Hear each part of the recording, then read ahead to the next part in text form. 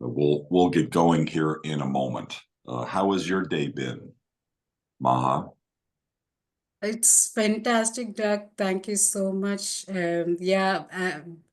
Because Ram Prasad sir is also here, I thought I'll join for some time and then jump on to the next meeting I have.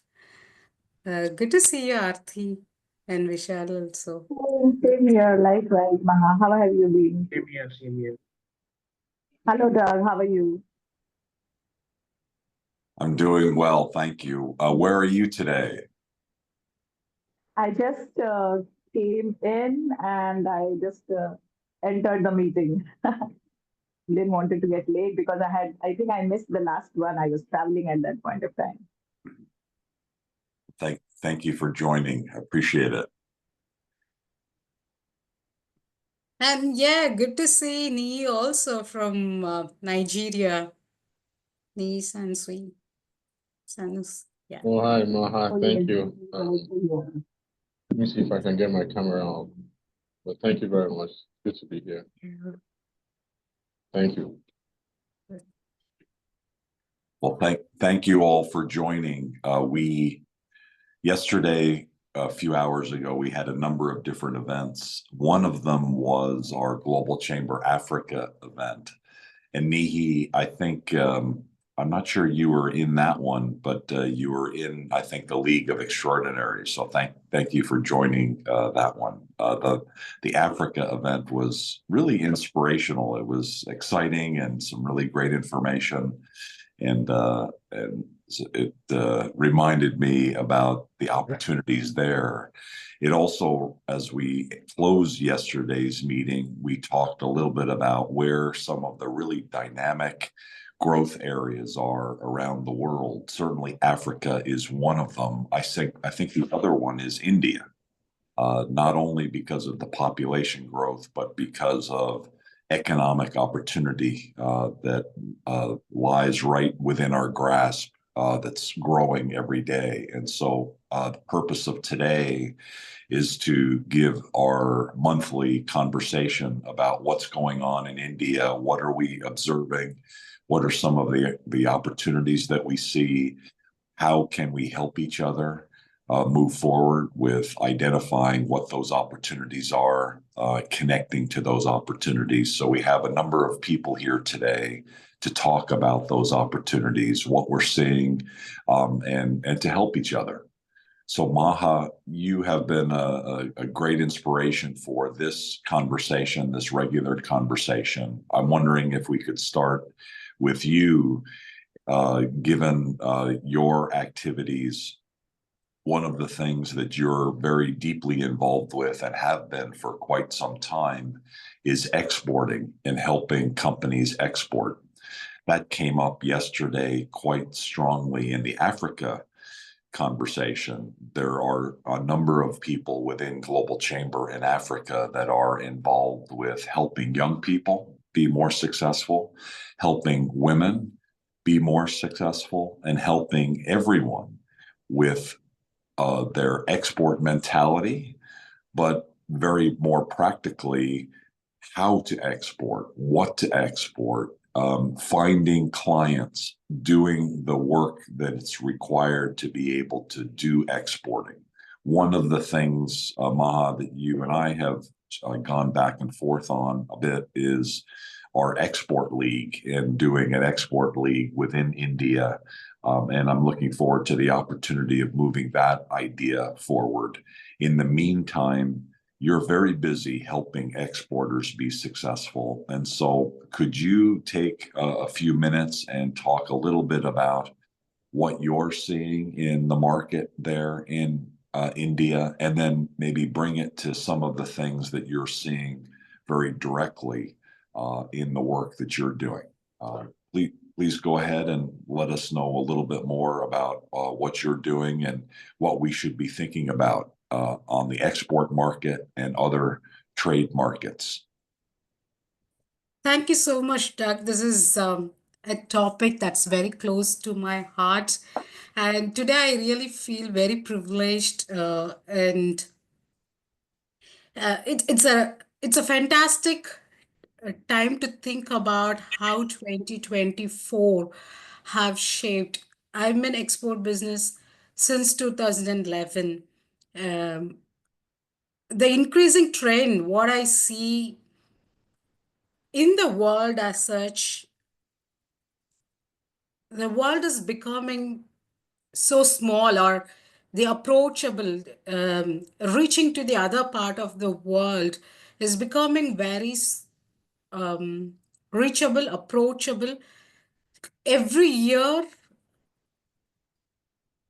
what we see is there is a people are more looking to do trade with other countries. People are more open than ever to discuss opportunities, to know about each other. But on the other hand, what I see is some sectors which are traditionally well known sectors, they are seeing a decline. They are seeing they are going not as great as it used to be few years ago.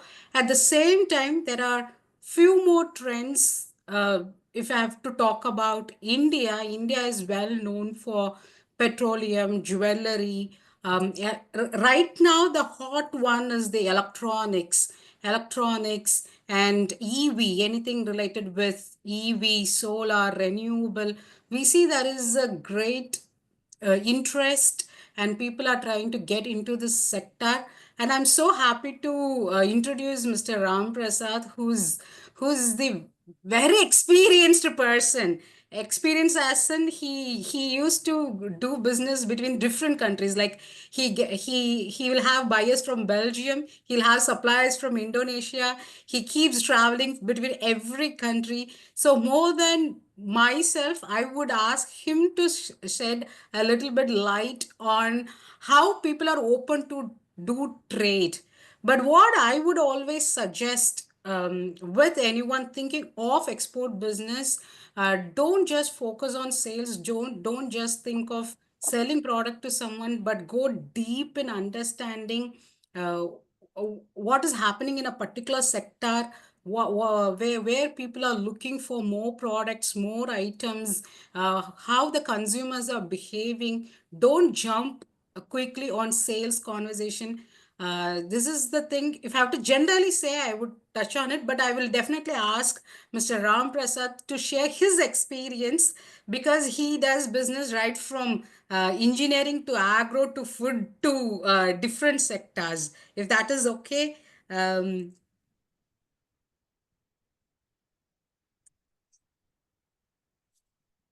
Yeah, good That's evening. thank you. Rama, we look forward to learning from you. Thank you for joining Oh, today. yeah.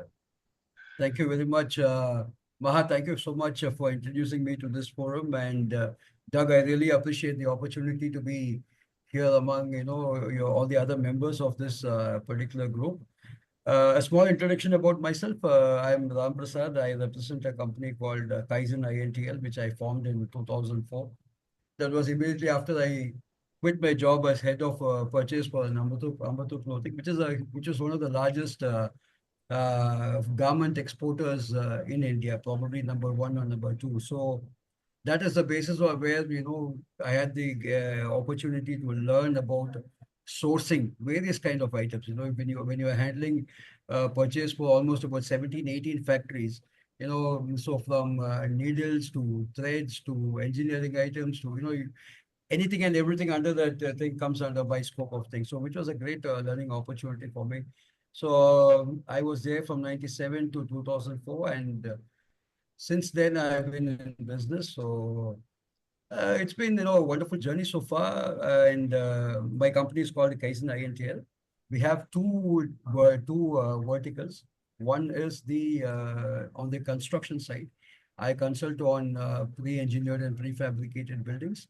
That is basically construction of industrial warehouses, industrial sheds, manufacturing units. And the other is what is more close to my heart, which is the import-export business, because I had the opportunity to do that while I was working with Ambattur Clothing, and then that I continued since then, and it's almost 2004, so it's about 20 years since I've been in this import-export business.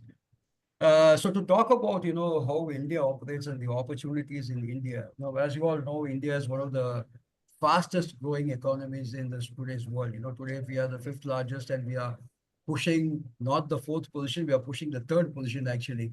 And I'm sure that, we're going to be achieving that pretty soon. And why is that? Because, there are three important factors. One is the population of our country. We are about 1.4 billion and pushing 1.5 billion, very soon. And the more important thing is, India is a very, very young country when compared to a lot of other countries. The average age is about the 35 to 40, which is a very, very prime age for people who are working, who are in business. And people look for opportunities, to be in business more than to be in a working sector. So that is a huge, and the consumerism in India is very, very high. Today, we are able to consume a lot of products, from starting from, as Ma said, from IT, from electronics to infrastructure. We are really pushing our limits, and, we are growing quite fast in terms of infrastructure. And the one which has actually pushed now, India was predominantly more of an importing nation till a few years ago. But in the last few years, we have the scheme called the Make in India scheme. Now, after that, India is pushing quite hard to manufacture most of the items here in India, which is indigenously produced. If you see today, the Indians' weaponized systems also are being manufactured in India. We are exporting weapons, we are exporting, IT, we are exporting IT hardware. And during the COVID, we found the vaccine, for the entire world. So, the kind of infrastructure, the kind of knowledge base that we have in India is very, very high. And so that is a great strength where India is operating from. So what we are doing is today we are looking at, becoming more of an exporting country, and a lot of manufacturers, the small and medium manufacturers, there are plenty of them here in India. And, we are all pushing the manufacturing, we are all pushing the export market. Basically, as you all know, like, I think almost all the countries competing with China, in terms of products, in terms of pricing and everything.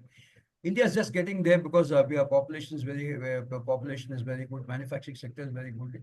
The education system is very, very strong here in terms of engineering, medical, IT, you name it, and we have plenty of them here in India. And, probably I'd also say, like, India is also exporting a lot of engineers outside. I think today the US market, we have about 25% of people from India who actually run businesses worldwide. So India's been looked, as Doug really mentioned, the two countries which the world is looking forward to is, one is India. I would say India is being looked at as an alternative source for, or a substitute for China in terms of two things, in terms of manufacturing facilities being established in India, and also exporting products from India.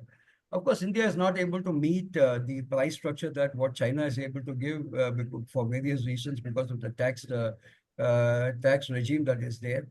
But, other countries are looking at India very, very seriously, and the opportunities to source from India any type of product, is very, very easy. We can do it here in India, and the quality is much better. The reliability of the quality and the quantity and the deliverability is also pretty high in India, and India is pushing the export market. And as Indians, we're also looking at, establishing our markets worldwide.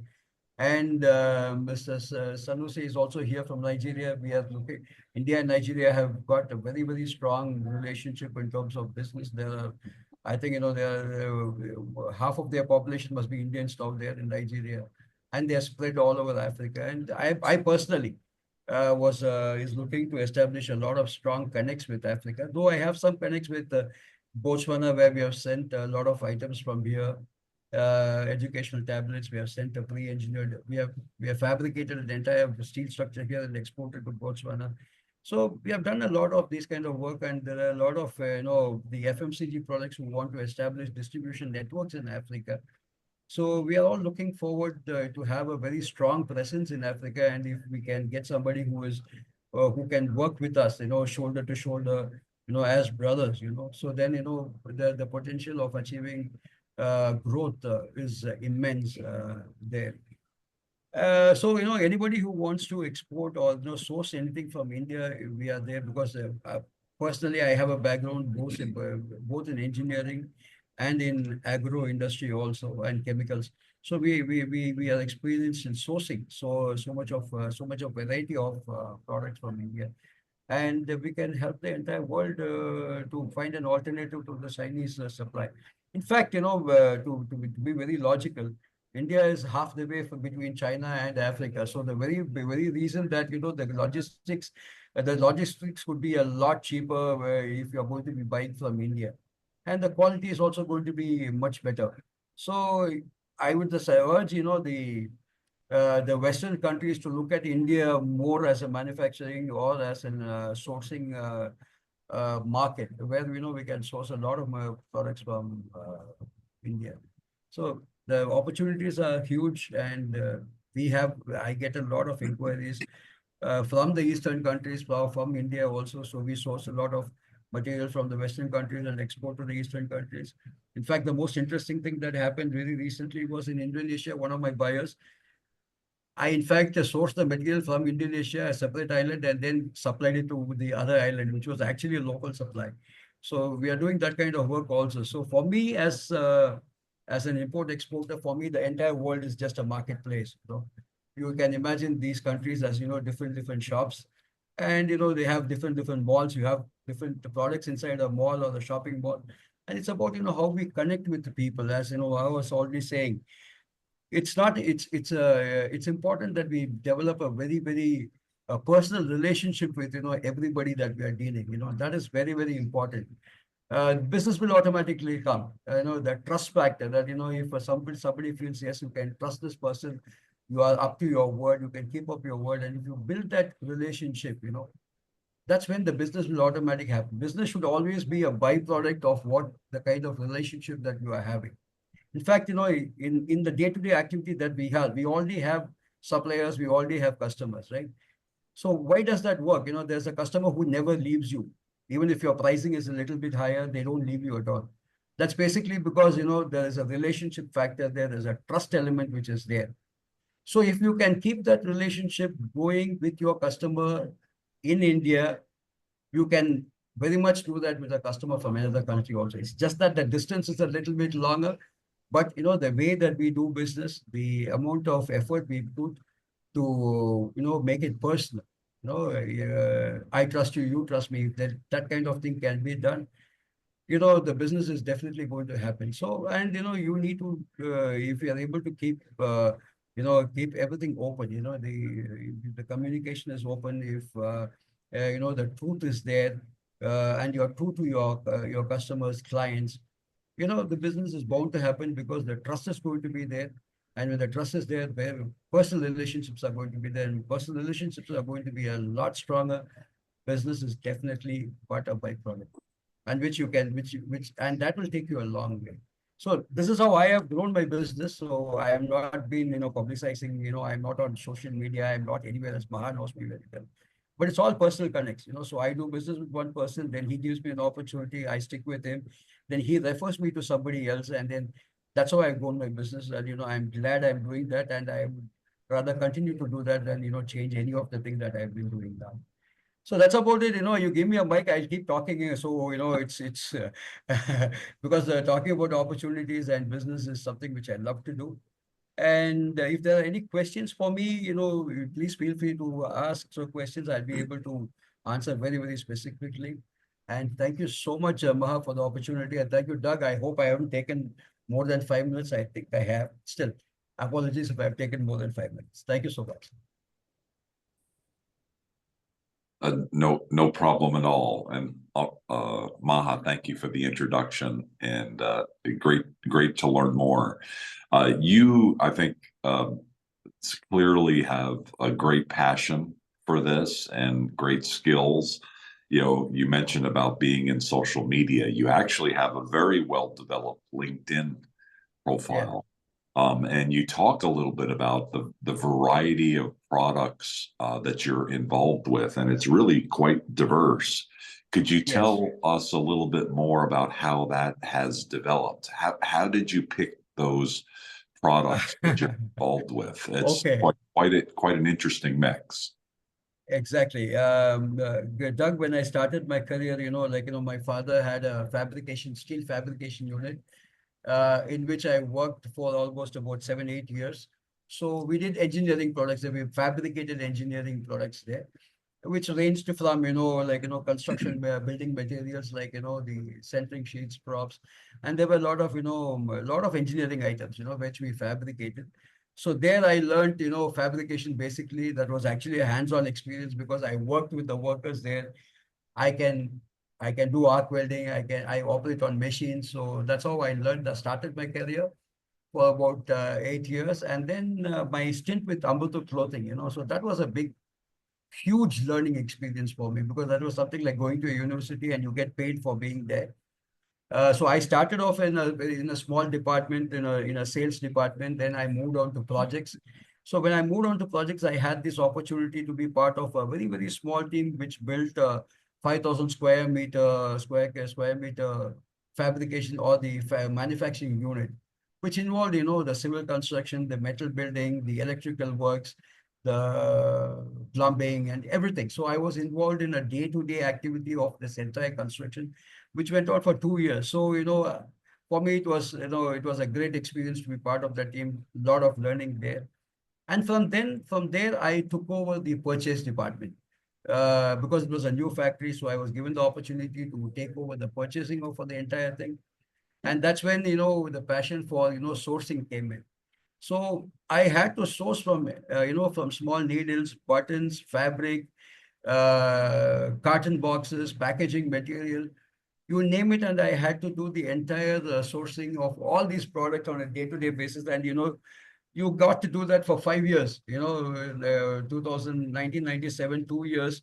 I was in the project stage, which was 1999, and then to 2004, I was purchasing.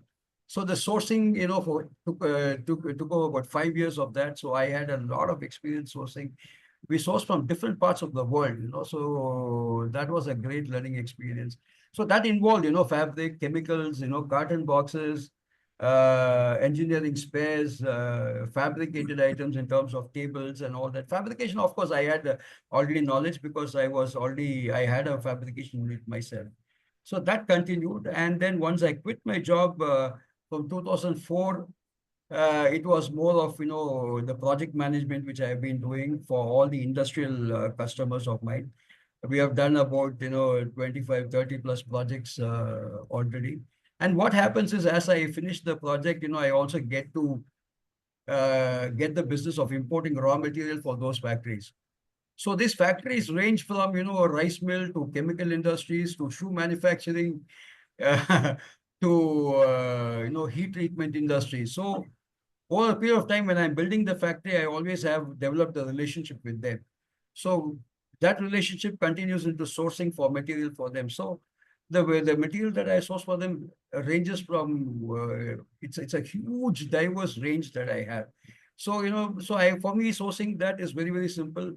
And for the understanding of the product, the understanding of the technical specification, the understanding of the pricing, how you get to the pricing, has helped me to incorporate so many different varieties of products into my range. And then we got the opportunity of exporting some of the food products from India to UK. We are exporting rice, we are exporting, the South Indian food, ready to eat foods, pickle. I don't know whether you know pickles, you have papads, you have so many other things. And my partner, Anjali, she's a foodie. She's got a lot of experience in food, so she's with me. So we handled that business also. So that's how we have this entire range, and we importing steel coils from China. We are importing aluminum foils from China, rubber bands from China. We have a very strong presence in Chinese market also. So, and we have now an order for import of furniture from China for, a few of my friends who are building a residential complex. So we have consolidated the entire requirement, and now we are negotiating with the Chinese company for that for the import of their furniture. So probably in the end of December we'll be going to China for meeting with them.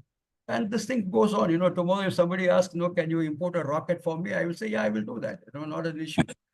Because there's somebody who's done it. They're out there, and it's about how much you are involved, how much you want to do it will make you actually to do it. So, Doug, next time you want to import a rocket into your country, let me know. I will send it from India. Fascinating. The variety is fascinating.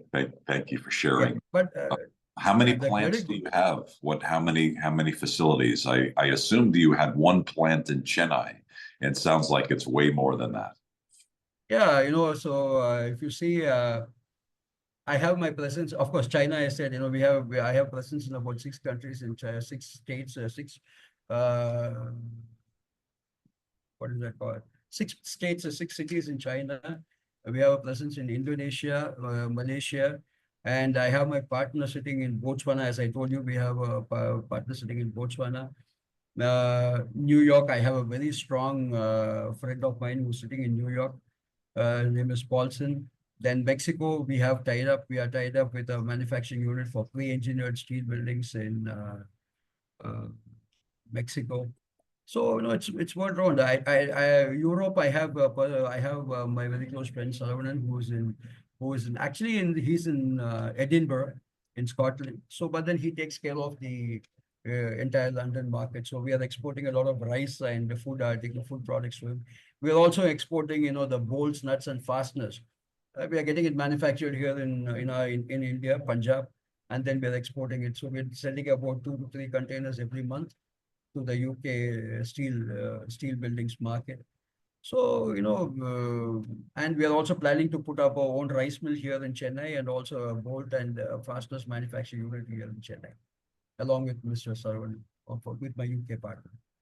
So the list is a little endless, Doug. I don't want to, it's quite a big list. So these are the countries I have presence in. So anybody would like to import something or from India, or you need anything from any other country, do let me know. We can work together. That's fantastic. I'd like to open up the floor for any questions that you have. I see Arifin has joined us. Ninesh, contractors more involved on the labor side of things. And so, Ninesh, if you'd like to say something, that's great as well. RT and Goa with Global Chamber and all the work that she's doing, I welcome you to make any contacts and connections and also comments. Johannes, you're here in the U.S. and so you're up early. So thank you for joining us here early in the morning, West Coast time. Thanks for joining. We had an event last night in LA, and so sorry to miss you there, but here you are calling in early in the morning on this conversation. Maha, I'll let you go first. What comments do you have? How long, by the way, have you known Prasad and his work and what he's been doing? And what comments do you have based on what he's told us here? Thank you so much, Doug. I was just typing, dropping now. Thank you for having me in the meeting. But yeah, I know Mr. Prasad since May. So if we pick one topic or one, actually he just gave half the list. If I have to say, he forgot Turkey. If you talk about any particular industry, he will talk about what was challenging in that industry, what is an opportunity in the industry, why India should focus it from that industry or not. So I myself find very fascinating because some in my early days I wondered, he's saying so much, is it really true? But when and then we decided to speak like weekly once, and then it has become a habit. Okay, we should talk weekly once definitely to make sure what's happening in the industry. It's very surprising for me how he maintains all of these. Like one thing, if I have to see, I'm very, I'm so impressed about whether Mr. Doug or Mr. Prasad, um, the amount of work you put in, but still you look very fresh, happy to do it, and still you're ready to go extra mile. That's fascinating. So, whatever he said is just half the list. If you need any industry, definitely he will have someone in that industry and he will be able to give you technical aspect of it as well. So, thank you so much and thank you for having me. I'm just dropping by. Thank you so much. Thank you, Maha. RT, you've also been involved very heavily, more on the tourism side, but also on the trade side. Did you have any comments or questions or thoughts that you would like to share? Yes, yes, certainly. First and foremost, Namaskar, Mr. Ram Prasad. And Maha, really thank you for introducing him on this forum. And I think the way you described and the versatility of your work is like, you name it, I mean, like whatever we will ask for, you have everything with you. So, if I reach out tomorrow for any kind of opportunities or requirements for my members or anybody from my network, you will be there. So you are the right person to reach out to, and we can just collaborate and source things out, is what the feel I've got after your amazing talk. So really, thank you for sharing all this, and your experience is really amazing. And I will certainly look forward to reaching out to you. A quick introduction of myself to the forum over here, because I see all the new faces apart from me, Doug and Maha. So I am the Executive Director for Global Chamber Goa chapter. And also, I have my own organization called IDA, that is India Economic Development Association. I'm a founder and a CEO of that.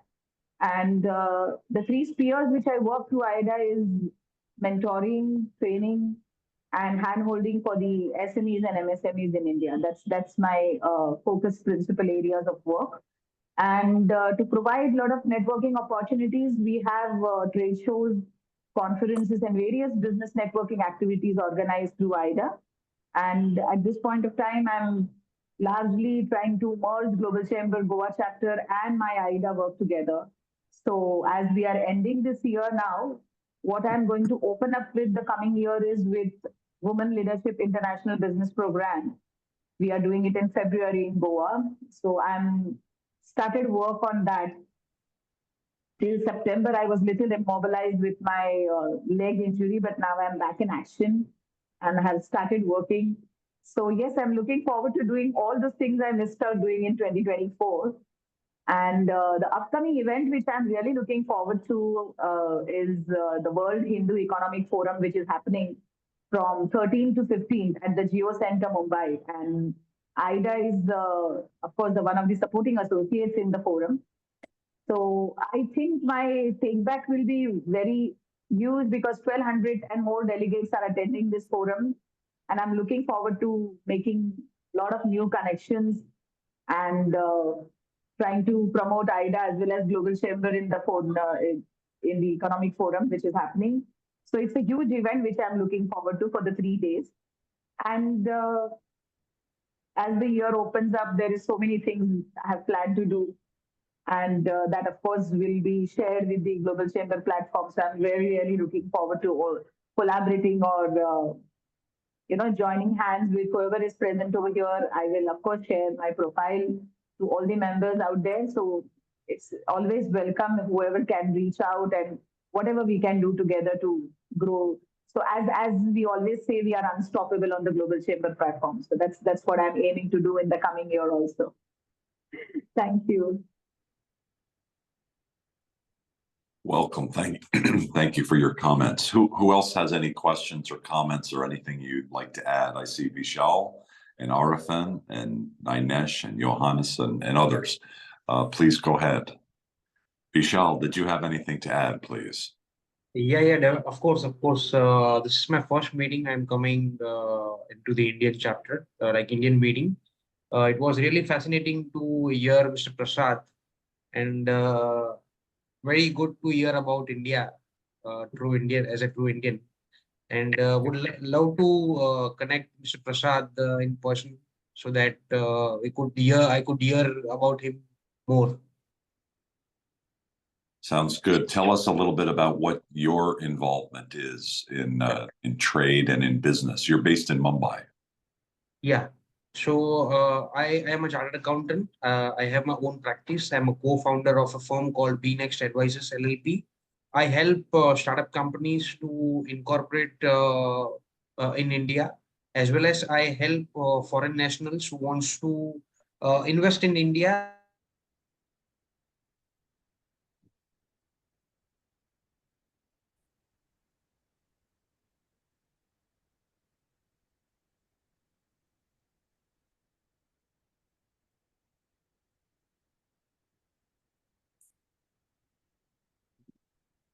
I don't know if that's on my side only.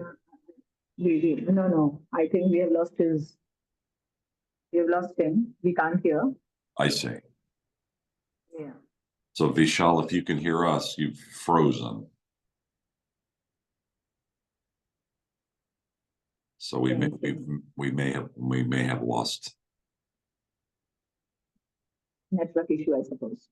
Yep, we've lost. Okay, so he'll join, I would imagine. And Rifat is here as well. So I thank you. I didn't see you before. Thanks for joining. Any other Nihi, you're back. Thank you. Were you able to hear some of Mr. Prasad's comments, particularly around the positioning of India versus China, or any other ideas that you might have given your great reach into the continent of Africa? At least I'm happy that he can supply rockets. So maybe in the next few decades we might need that service. But always a pleasure to be here. I think Nigeria, particularly, and the rest of Africa, striking up a good relationship with India. I think the historical backgrounds are similar. The Commonwealth, the English speaking background, and so many other historical things we have in common. It's interesting to know that one of the biggest employers of labor in Nigeria has about 11,000 Indian workers, just one group. That's the refinery, the Dangote refinery. As of 2023, Wow. they had 11,000 Indian workers. So that speaks to a lot of things. And if you of course, I know that we all are probably aware of the Indian Prime Minister's visit in the last few weeks to Nigeria. And he had a very rousing reception, even by Indian nationals who have been in Nigeria for quite a while. So it speaks to the prospects that both sides offer. And also, because the Nigerian president was also in India earlier this year, there were quite a number of very sound agreements that he had with private businesses in India. So it just speaks to a lot of things that will happen prospectively. And of course, this lines up with what Mr. Prasad was talking about in his own pitch. So I think that the sky is the beginning, not just the limit in this case for India, Nigeria, and particularly the rest of Africa. My work as a lawyer is basically what Vishal does on the opposite side. I try to have people come to Nigeria and the rest of Africa. We have a network of lawyers across the continent. And next year, hopefully, we'll have a collaboration with the Global Chamber to showcase a few countries and from a legal and investment standpoint, and definitely export, import. So these are some of the things we're thinking about for next year. Thank you, Doc. Thank you very much. I honestly wasn't familiar with the connectivity between India and Africa until I read the autobiography of Nelson Mandela. And he talked about, early in his life and career, within South Africa, the way Indians of people of Indian heritage were treated in South Africa in those days. And then later, I learned from Dr. Sanjeev Kagram, who is leading our global council kicking off on January 8th. He's Indian heritage, his family born in Uganda. They were bankers. His father was a banker. And so when Idi Amin took over Uganda, they were one of the first people that they stole from. He stole their bank and they were exiled. He happened to go to South Africa, Dr. Kagram, and then subsequently became amazingly successful and ultimately leading Thunderbird School of Global Management. And now he's on our global council and co-leader of that. So the history and the activity and the opportunity between India and Africa, two economic giants and future giants, is exciting. And I'm wondering, Mr. Prasad, your interactivity with Africa. You talked about an amazingly diverse businesses. You've talked about China. Have you had some interactions with Africa, and where do you see the opportunities for your business and for other companies from India? Yeah, okay. Doug, actually, there are two things, we would like to definitely work with, I've been looking out for partners in Africa for quite some time now. I have got a few opportunities there for which we can definitely explore. For some of my food products, we are looking at, distributors who can, there's a food product also, and there's also an FMCG health product, there's a manufacturer here in India who's looking to establish distributorship of his products throughout Africa. We had a lot of discussions with somebody from Benin, and then also Tanzania and from Botswana. But the discussions haven't been progressing the way that we would like to progress, or the seriousness of that business. They have not been able to really, or rather, I have not been able to identify the right people to do that job for us. That's a huge opportunity for, basically the health products are basically the adult diapers, for the elderly and people are in the hospitals and people who are in the old age homes. And fascinatingly, there's something which I would like to share here, because when I am discussing about old age homes in Africa, they said we don't have old age homes here, boss. We take care of our parents. I said, that's great, because the culture, more importantly, the culture of India and culture of Africa in terms of family and in terms of things is so very, very, very similar. So very, very similar. But except for one thing, the Africans are a little unlucky. I would say that, the guy has to pay the girl's family to get married. Well, in India, it's the other way around, So that is the only difference I feel between the Indian and the African culture. But otherwise, in terms of family values, in terms of taking care of your elders, taking care of children, and, there's a lot of similarity between the Indian and the African culture, so which is very, very promising. And to tell to Mr. Sanusi, you have a lot of Chinese influence in Africa. A lot of products are being dumped in Africa, and in many cases, the Chinese manufactured goods are also, the import duties are very, very high, that they are not able to import into China anymore because of the quality issue. There's a lot of things. Even some of the mobile phones that they have imported from Africa below standard and all that. So this is where India is looking at an opportunity to work with Africa, because we make mobile phones here, we make pre-engineered steel buildings. The steel buildings, basically they are manufactured in China, and they shipped out to Africa all the way around India. Which means that the logistics cost of that particular building and the manufacturing cost of that particular building is very high, and the African people are paying a high price for the steel buildings, which are getting imported from China. So that is a place where India has a major role to play, because we have design capabilities, we have export capabilities. That's a market which we'd like to explore. For the health products, we want somebody to take up the distributorship. And Indians are there, all over Africa, So the food products is basically which we are looking at, a good, strong distributor who can work with us, who can be stationed in one country, but then they have to take the lead to go to Tanzania. We are discussing about trade where we are going to be exporting the basmati rice. to them. So they're looking forward for that. And I've been to Uganda. In fact, Doug bought that out. So I've been to Uganda. I spent about a week, 10 days there, to discuss a pre-engineered building up for fabricating and installing a warehouse in Uganda. So, I've been there. I've come to Kampala, I've been there.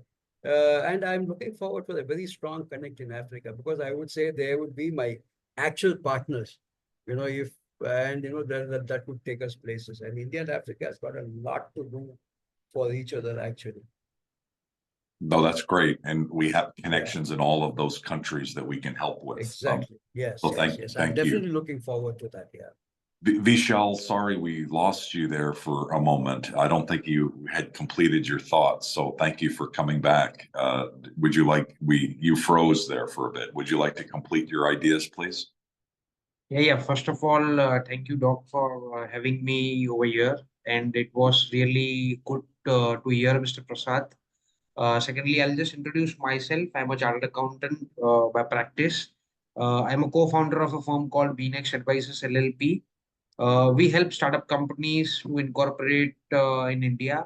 We also help them with the audit and compliances.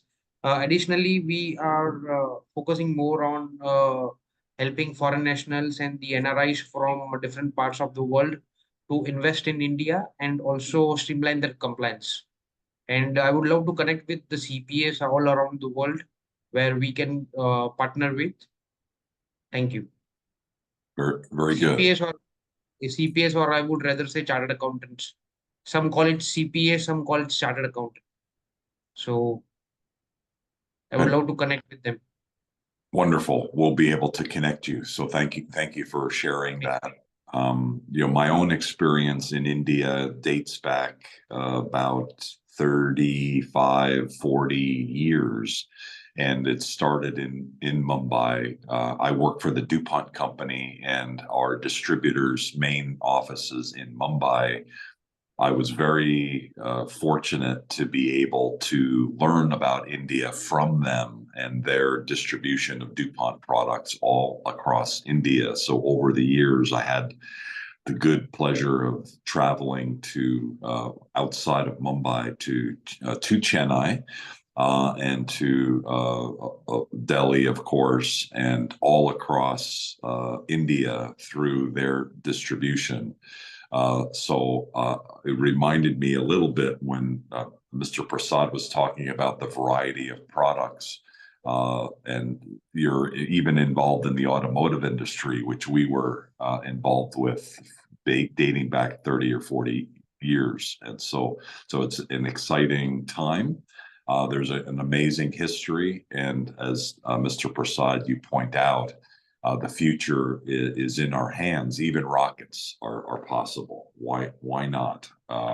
And Elon Musk probably will be there building something soon. I think he has a personal relationship with Prime Minister Modi already. Go ahead. You're on mute.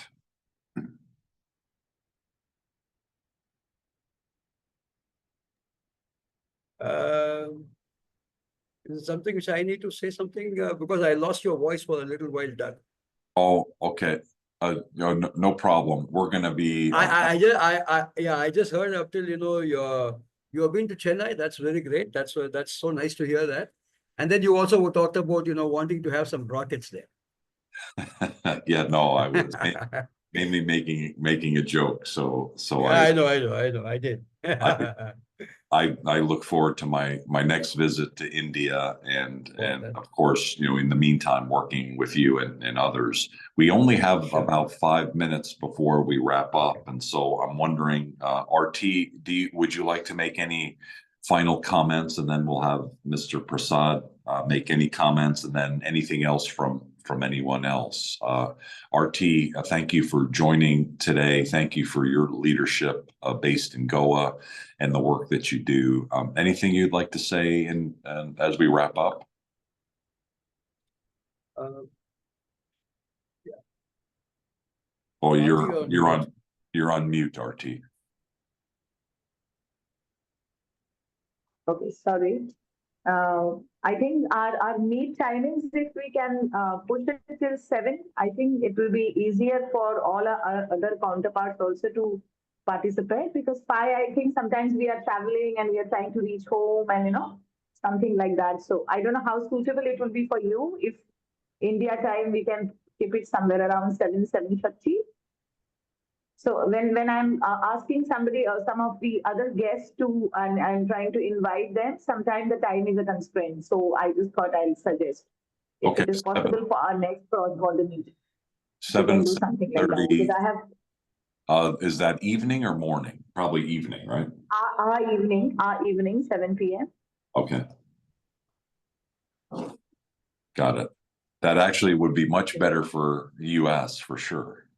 So, Okay. So, and I think here also, if by the time we are all reaching home from our offices, or sometimes when I'm inviting the guests, for them also the evening time is a little bit more suitable.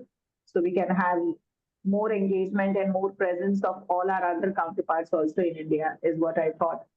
And I have very good couple of good speakers, which I'm looking forward to invite for the next meet of ours, the India cross-border meet. And of course, today's takeaway was excellent. Thanks to Mr. Prasad once again. Thanks to Maha for conducting and inviting. And I think in the next meet, I will have some of the information about the upcoming activities which I'm planning to do at the Goa chapter. So I will be able to share that also. So I'm looking forward to that. So as I said, 2025 looks more promising than this year. fantastic. Thank you very much. And I would love to be connected with, as many people as possible, because, it really excites me to get to know new people, get to know how they do things, why they do things, It's a continuous learning process for me also, because, any simple thing that anybody does, it's quite enlightening, because it at some point in time that makes your life also very, very easy. So learning is a continuous process for me, and I'd like to get connected to as many as people as possible, and probably with everybody in this global chamber. It's a great place to be in, and I'd like to continue my journey with global chamber if Doug permits me to be in. I promise to talk a little lesser, but then that's how things are.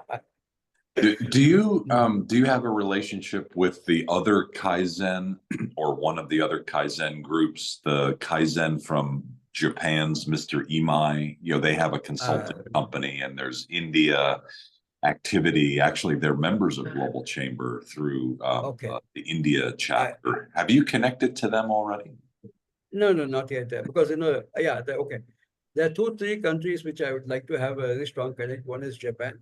Of course, I met somebody when I went to Indonesia recently. So we had a couple of participants there from Japan, but the connection has not really happened, because I'm looking to import the electro-galvanized coils from Japan, because I have a customer here in India who wants that electro-galvanized coils in a good quantity. He needs about 3-4 containers every month. So we've not been able to establish that person who could help us with that. And Korea is the other country which I would definitely like to get connected with. Okay. So we have very strong relationships there. I'll make an introduction to our board chair in Tokyo. He helps with those kinds of activities, so he should be able to.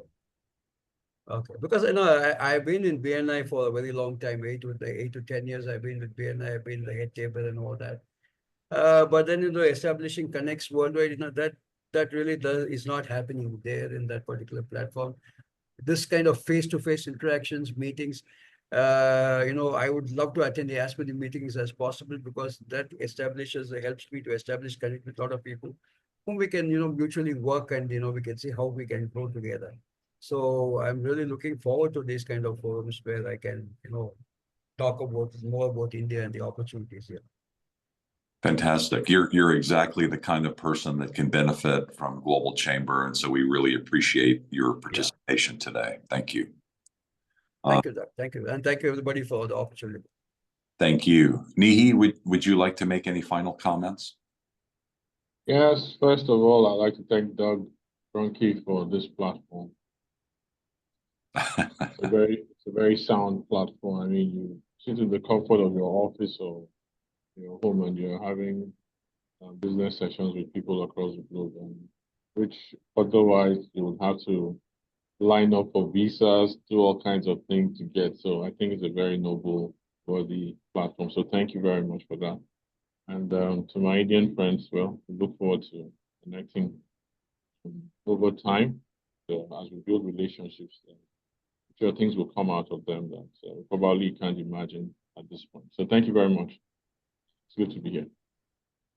Thank you, Nihi. Nihi's been a member of Global Chamber for a number of years and has proven himself to be trustworthy and professional and a leader, not just in Nigeria, but all across Africa. I remember there was a need we had for a real estate attorney or a transaction that was happening in Burundi.